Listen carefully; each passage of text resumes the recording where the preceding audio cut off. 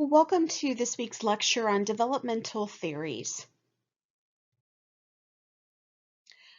I hope you've noticed through our course that a lot of criminological theories focus on juveniles. They do this because they are interested in understanding and explaining the onset of criminal activity, and most people that commit crime begin doing so before adulthood.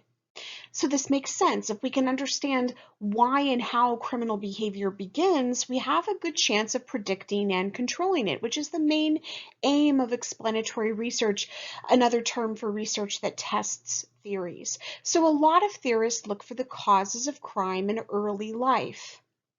The problem is that most of us engage in some kind of delinquent or criminal behavior when we're kids.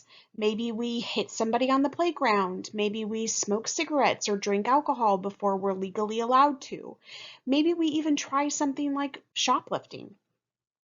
Now, while these kinds of behaviors are relatively normal in our culture, most people mature out of deviant behavior.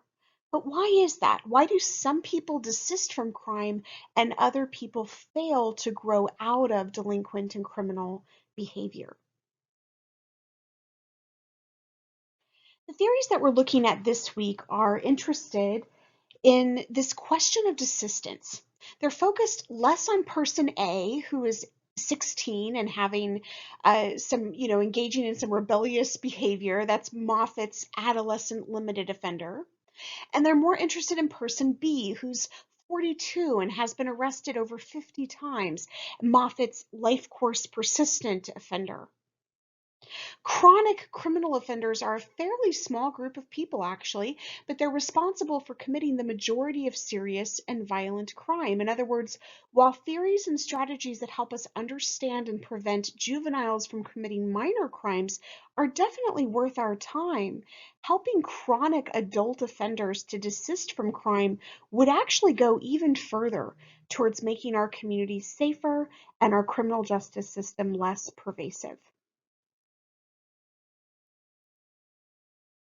Developmental theories are unique in that they examine the life course of an individual engaged in crime. They seek to deepen our understanding of criminal behavior by examining a variety of key factors, including onset, frequency, intensity, duration, and persistence, as well as desistance.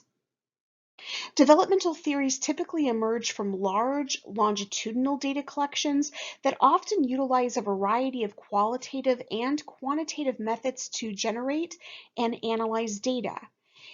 It's not uncommon for these kinds of theorists to remain in contact with their research subjects for decades, chronicling their behavior, personalities, environments, and experiences. And due to the invasive and intimate nature of these studies, we have a much better understanding of why chronic offenders continue to commit crime and what motivates them to stop when they do. In other words, we owe a tremendous amount to these researchers and their subjects that can be directly applied to juvenile and criminal justice policy because by better understanding the pathways people take into and out of crime, we can design more effective correctional strategies. Now, two of the most prominent developmental theorists in criminology are Sampson and Lobb. And in their longitudinal research on desistance, Sampson and Lobb have identified transitional life events that often have the power to shift an individual's trajectory from a pattern of criminal offending to one of conventional social behavior. Transitions such as getting married, having a child, or getting a traditional job are often described by former offenders as events that changed their path and altered their behavior. Now, is this the case for everyone? Of course not.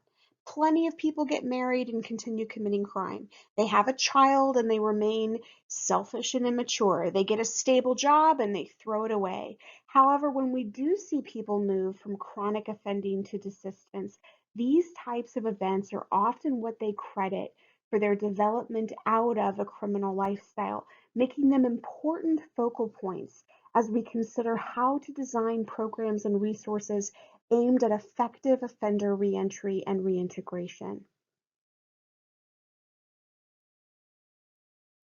While Sampson and Lobb's work tends to point to the validity of the control perspective, in other words, that people have to be motivated to behave well, other developmental theorists take a multifaceted approach in explaining desistance. For instance, Thornberry, in his interactional model of offending, draws from both types of social process theories to explain delinquency.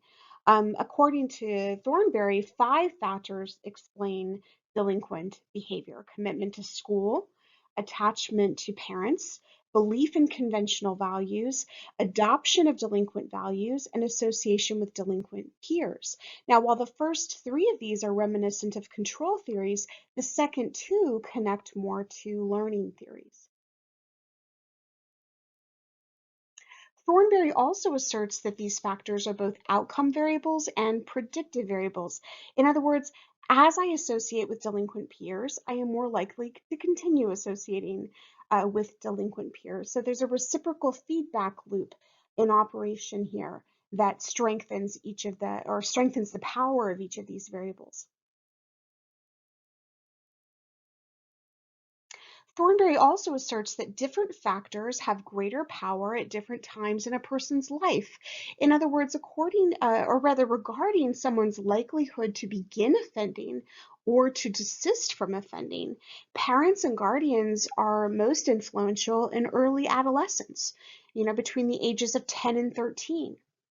Now, school and peers are most influential in middle adolescence, between the ages of 14 and 17, and activities as well as someone's adult or new family, including their spouse or their children, are most influential in late adolescence and adulthood after someone has turned 18.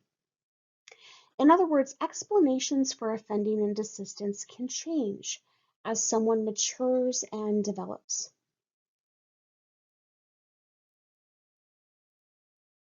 You'll notice as you read about these theories this week that even developmental theories are more focused on preventing and stopping criminal behavior in juveniles versus adults. Now, this is likely because it's often much easier to prevent bad behavior than change it, and it's also easier to change it earlier in life rather than later. While that may be the case, one thing I like about developmental theories is how optimistic they tend to be. In other words, while they can all slightly differ, one thing they have in common is a fundamental belief in the ability of people to grow and change.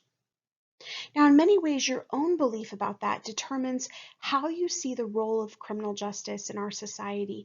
Is that role simply to identify offenders and incapacitate them? Or is there an opportunity for criminal justice to correct, rehabilitate, and transform? I encourage you to think more about your own beliefs about criminal justice as we move into the final weeks of our course together.